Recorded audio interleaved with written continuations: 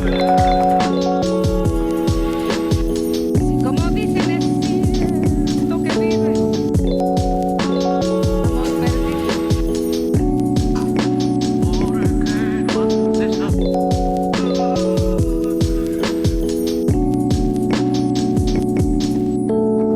Bonjour et bienvenue dans le service de cardiologie intentionnelle de l'hôpital Albert Schweitzer de Colmar. La thématique du jour est l'apport de l'imagerie OCT dans le stenting des artères coronaires et tout particulièrement dans le stent biorésorbable, en l'occurrence le stent Absorb de la société Abbott Vasculaire, puisque au jour d'aujourd'hui c'est le seul stent biorésorbable présent sur le marché français.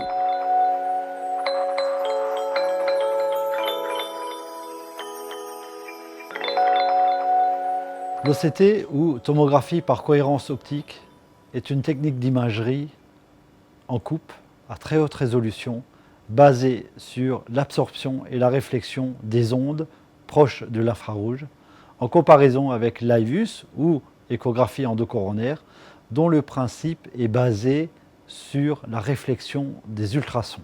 Pour faire bénéficier aux patients de cette technologie, il faut vous munir d'une console, en l'occurrence ici la console Illumienne Optis de la société Saint-Jules Médical, et d'un cathéter qui sera muni d'une fibre optique, ici le cathéter que je suis en train de sortir de son enveloppe plastique, et ce cathéter qui sera relié à la console via ce qu'on appelle un dock.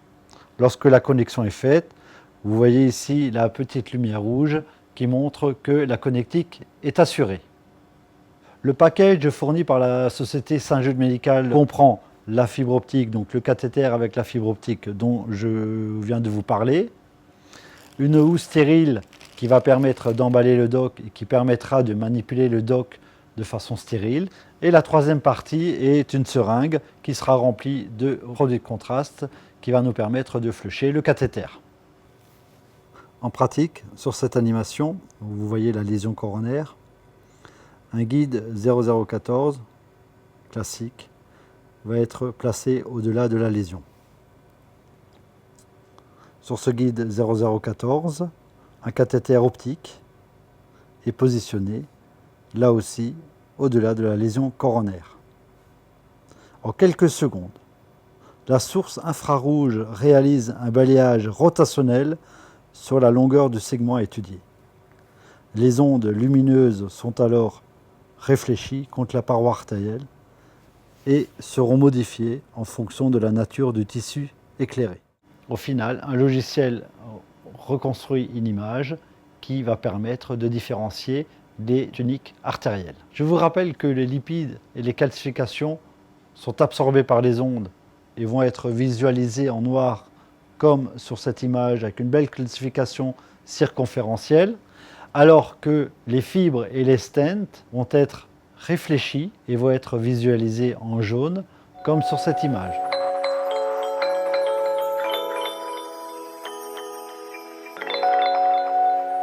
Avant de passer au cas clinique, j'aimerais vous rappeler les indications de l'OCT en pratique courante. Donc, avant l'angioplastie, l'imagerie OCT va nous permettre de choisir le bon matériel.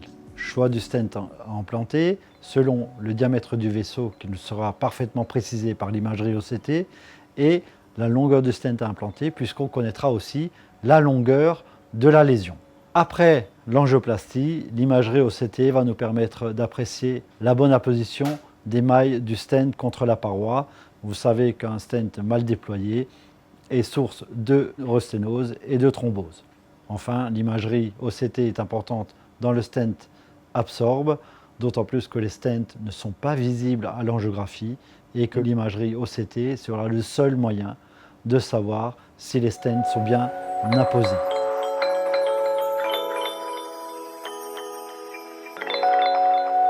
Salut Timmy. Salut Hervé. Alors, Écoute, je prépare la qu'est-ce que tu fais? procédure de demain. Ouais. C'est une dame de 53 ans. On lui a fait une coronographie la semaine dernière dans le cadre d'un langor d'effort avec épreuve d'effort positive. Ouais. Donc, comme tu peux voir sur les images, là on a une lésion qui est monotroculaire à la coronaire droite du deuxième segment. Donc, je lui propose un stent biorésorbable Absorb. D'accord. Pourquoi ce type de stent? Écoute, je trouve que c'est un cas presque idéal. C'est une dame relativement jeune, une artère qui par ailleurs est de bonne qualité, peu tortueux, que ça se présente bien. Il y a une bifurcation, mais c'est une marginale du bord droit, moins de 2,5 mm, une artère pas très importante, donc on peut ignorer. Donc c'est une très bonne indication à mettre D'accord. un absorbe. Ok. L'intérêt principal chez les patients jeunes, c'est de ne pas laisser de matériel dans les artères. Le matériel dans les artères engendre une inflammation chronique, ce qui peut participer au mécanisme de la thrombose tardive. Il disparaît complètement au bout de 3 ans, ce qui permet à l'artère de récupérer une vasomotricité normale, ce qui permet aussi de pouvoir remettre des stents plus tard, même à un pontage si on le veut, puisque l'artère est libre de toute prothèse. Donc c'est un stent comme un autre, simplement il a des composants un peu particuliers. Donc il y a déjà un implant qui est biorésorbable, avec une architecture comparable à celle du Multilink. Toutes les parties métalliques sont remplacées par un polymère, l'acide poly-L-lactique. Après, on a un revêtement polymérique qui va permettre la libération de la drogue, qui lui aussi est biorésorbable. Enfin, on a la drogue, qui est l'Everolumus, drogue que tout le monde connaît et qui est présente sur le stent Xience. Et il y a également le système de délibérabilité avec le ballon, qui est pareil que le stent Xience. D'accord. Tu penses coupler la pose du stent avec de l'imagerie spécifique ou... Tout à fait, c'est un des points capitaux pour la mise en place de ce genre de stent. Ce qui est vraiment important, c'est d'évaluer la taille du vaisseau. Et on sait que l'estimation visuelle n'est pas assez précise dans l'estimation de la taille du stent. Donc il y a le cussier qui peut nous aider, qu'on a fait ici. Donc cette lésion, elle mesure 29 mm de long et 2,85 de diamètre. Visuellement, on aurait peut-être dit de 75, 3,0. Donc tu vois, il y a pas mal d'incertitudes. Donc on peut s'aider de l'imagerie. L'imagerie, à mon sens, qui est vraiment très intéressante, c'est l'OCT. Ça va permettre de mesurer vraiment précisément la lumière, la longueur et choisir le bon stent. Tu auras une stratégie spécifique par rapport à la pose du stent ou c'est comme la pose fait comme un autre stent? Alors, il y a 5 points capitaux auxquels il faut prêter vraiment attention, c'est les 5 P. Donc le premier, c'est déjà de prédilater la lésion avec un ballon de la même taille que le diamètre de l'artère. Le deuxième point, c'est faire des mesures précises du vaisseau, et c'est là qu'intervient l'OCT. On va mesurer la longueur de la lésion et le diamètre. D'accord. Après, il faut prendre en compte les limites d'expansion du stent. La limite d'expansion, c'est 0,5 mm au-dessus du diamètre. Par exemple, pour un stent de 3,0, c'est 3,5. Il ne faut pas monter au-dessus, sinon on risque de rompre cette architecture. Ce qu'on a l'habitude de faire avec les stents métalliques. Et ce qui fait que pendant la délivrance du stent, on gonfle lentement, progressivement, de 2 atmosphères toutes les 5 secondes jusqu'à la taille nominale. Et la post-dilatation est systématique. C'est le 4e P, post-dilatation en ballon non compliant. D'accord, c'est-à-dire afin d'être sûr concrètement, d'avoir une position demain, complète. on part sur un 3,0. 0,25 au-dessus du diamètre. Un quart de taille, donc 3,25. 3,25. Je prévois des ballons non compliants 3,25 que j'ai de toute façon dans les armoires. Et enfin, il faut prescrire une double antiagrégation plaquettaire. C'est un stent qui est une délivrance d'une drogue. Donc ce qui est préconisé, c'est une double antiagrégation pendant au moins 6 mois. Et après, à varier en fonction de l'indication. Chez cette dame, c'est un angor stable, donc 6 mois sera tout à fait suffisant. Merci Timmy pour la présentation de ce cas clinique. Je te propose de se retrouver demain matin en salle de KT avec la patiente qui va bénéficier de ce stent absorbe et couplé à de l'imagerie OCT.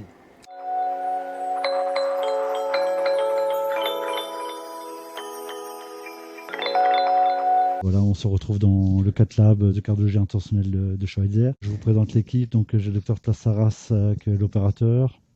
Et côté paramédical, il sera assisté de Sandra. Derrière les écrans au niveau du poste de commande, il y aura aussi Lydie, une autre paramédicale. Ok, tu es en place avec le désir artériel. Les 6F, comme on l'a dit. Comme on l'a dit, on est en 6F radial. Donc montée du cathéter guide. Timmy, c'est une GR4 6F.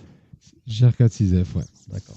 Je vous rappelle que pour la pose d'un absorbe, le 6F est obligatoire. Vous ne pouvez pas l'implanter avec du 5 French. Il faut du 6F avec une lumière interne de 0,070. On retrouve La cette CD2. longue lésion Essayer de se mettre un peu mieux. de la CD2.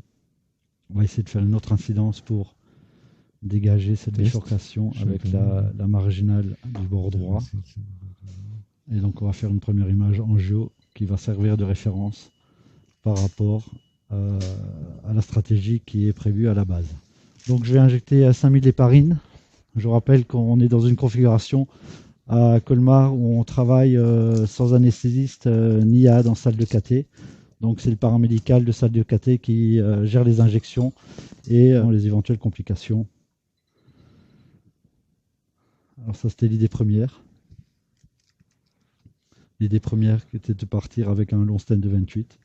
C'est peut-être plus nécessaire. Ouais, je pense que... La plaque s'arrête avant le débit de la partie opaque. Ouais. On va, Un pense 15, je pense, devrait 15-18, suffire. 15-18, Ouais. ça devrait peut-être suffire. Ça va on va demander la confirmation de l'OCT tout à l'heure. Ok.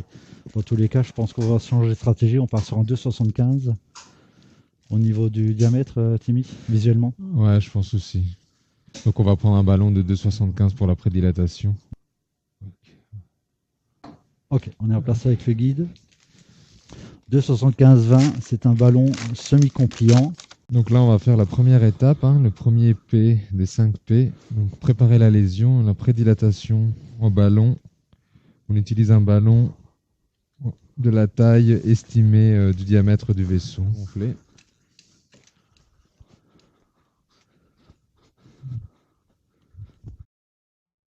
Oui, 30 secondes. 8 atmosphères, 30 secondes. Oui, pression nominale. D'accord. Ok. L'artère fait quand même 3-0, je pense.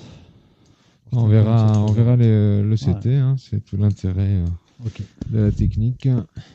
On part sur la stratégie de l'OCT. Je vais déballer le kit d'emballage. Ouais. Timmy. Ouais. Ok. Donc là, on va faire le deuxième P, Je vous qui est rappelle donc que la petite prendre des seringue. mesures précises du vaisseau en utilisant, dans notre centre, on utilise préférentiellement l'OCT.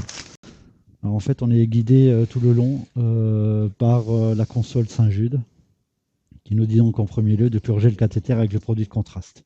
La deuxième partie, une fois que ça c'est fait, et il suffit de suivre les indications de l'écran, on va raccorder le dock à la sonde. Ok, et là le but c'est de connecter le cathéter avec la fibre optique sur le dock.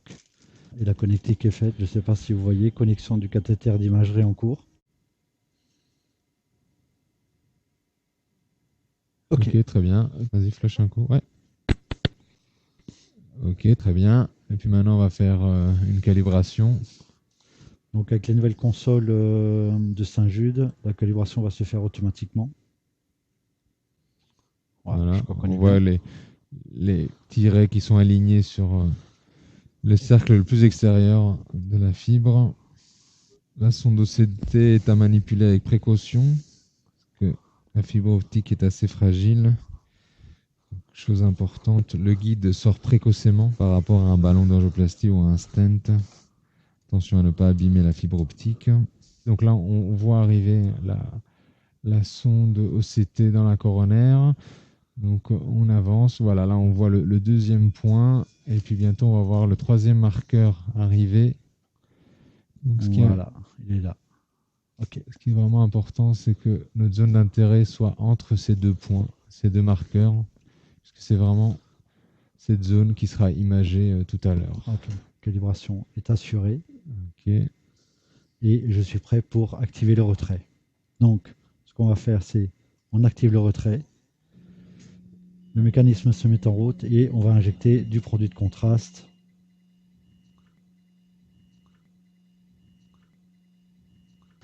Avec un volume de 14 cc pour une pression aux environs de 300 psi.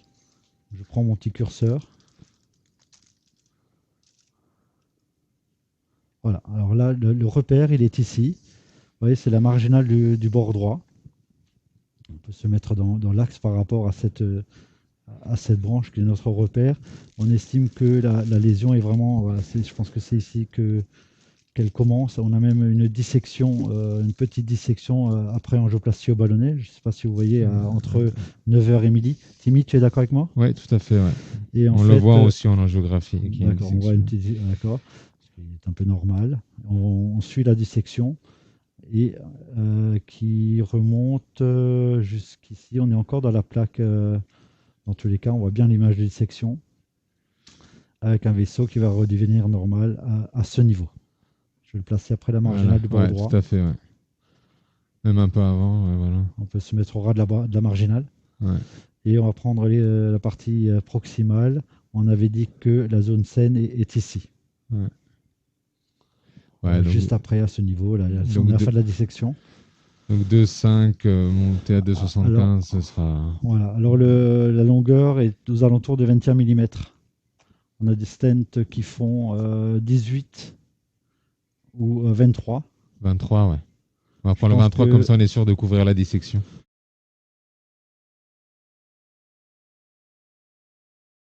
Donc là, on arrive au troisième P, c'est prendre en compte les limites d'expansion du stent. Donc, on a dit que les limites, on ne peut pas monter au-delà de 0,5 mm au-dessus du diamètre choisi. Donc là, c'est un 2,5 mm, donc on ne pourra pas aller au-delà de 3,0. Et l'autre facteur important, c'est qu'on va vous montrer pendant l'inflation du stent, il faudra y aller progressivement en montant de 2 atmosphères toutes les 5 secondes. Il ne faut pas dépasser la pression de rupture qui est 16. D'accord. Donc 2 atmosphères toutes les 5 secondes. Pression nominale à 6, Timmy. Oui. Et 10. À 10, on est à combien? Quart de taille, 2,76. Ok, on va s'arrêter à 10. Ok, c'est parfait. Ça va, madame? Pas de douleur dans la poitrine? Non, elle supporte bien l'inflation du ballonnet et l'ouverture de l'implant. Il n'y a pratiquement pas de modification électrique. Le quatrième P, donc c'est la post-dilatation. Donc on prend un non compliant, un quart de taille au-dessus de celle du stent. Donc je rappelle, on avait un stent de 2,5 mm. On va prendre un non compliant de 2,75. 12 atmosphères, 30 secondes pour la partie distale. 18 à 2,85. On n'atteint pas le 0,5. Hein. On s'en approche, 18. mais on ne l'atteint pas. 18. Voilà, parfait. Donc le stent est ouvert à 2,85.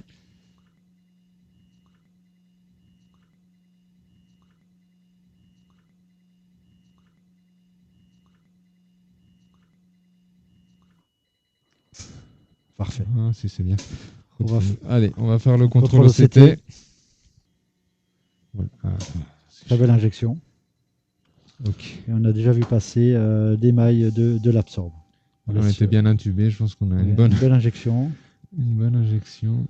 C'est important d'avoir un beau lavage pour s'affranchir des artefacts de la circulation sanguine.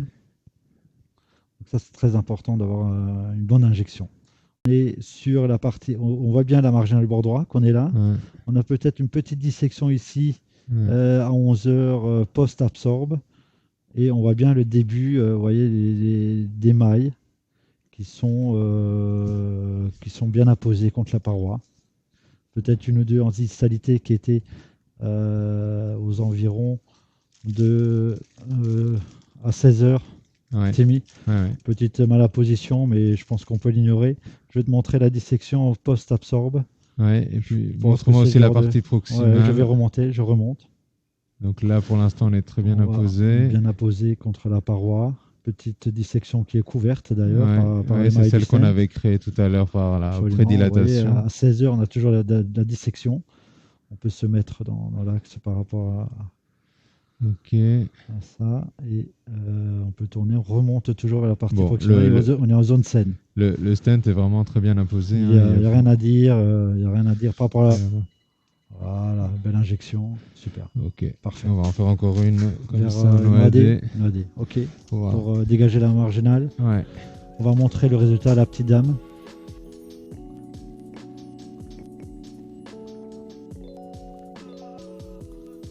Voilà, très beau résultat de cette pose d'absorbe dans le segment 2 de la couronne à droite, au-dessus de la marginale du Ouais, c'est bord bien. droit.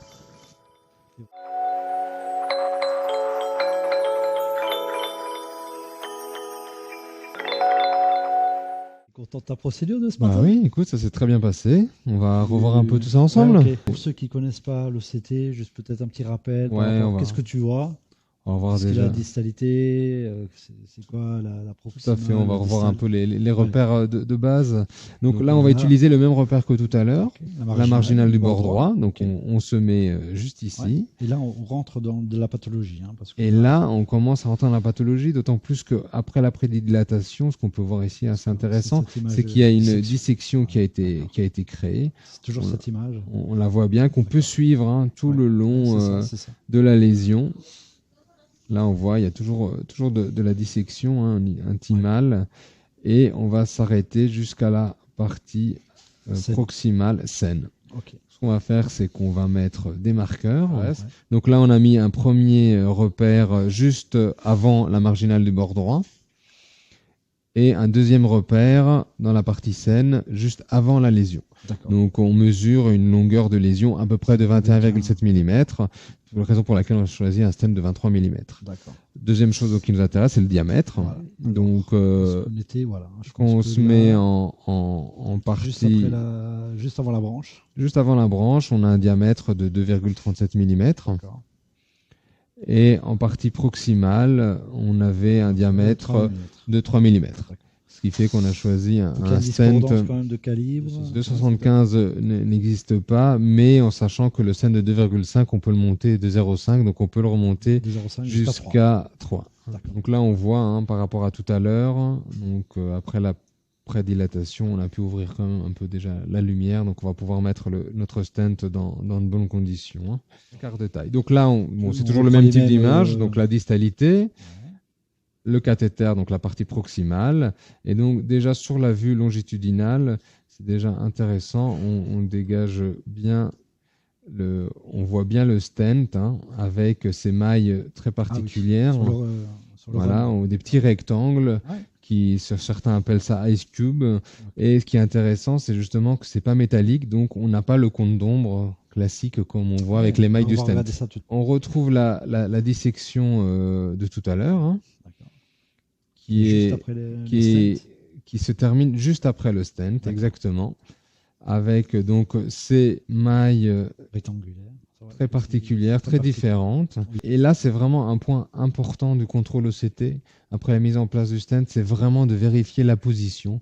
Donc, ça veut dire que les mailles soient au contact de la paroi du vaisseau. Et il ne faut pas hésiter à faire une nouvelle post-dilatation en cas de mauvaise apposition. Donc, ce qui est intéressant, c'est en remontant, on voit toujours la dissection qu'on avait créée après la prédilatation, qui est à 16 heures. Tout à fait, qui est bien couverte par les mailles du stent.